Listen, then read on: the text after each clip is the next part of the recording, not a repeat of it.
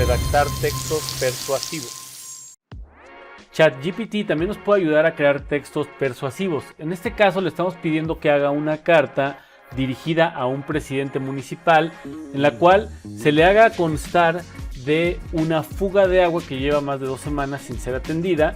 También se le pide que describa en 5 puntos las afectaciones que trae a la sociedad por cada segundo que pasa sin que la reparen, y además que describa los delitos en los que la autoridad está incurriendo por ser omisa.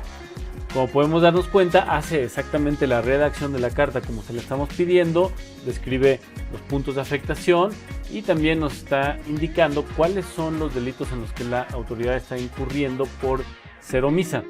Como pueden darse cuenta, incluye también un saludo y un cierre de la carta para darle la formalidad necesaria. Después de esto solo basta imprimirla y llevarla a ingresar a donde corresponde. Amigos de Creative Planet, gracias por haber visto este video. Yo te invito a que te suscribas y actives la campanita para que te enteres de nuestros estrenos antes que nadie. Recuerda, si este video te sirvió, dale like y compártelo para que ayudes a alguien más.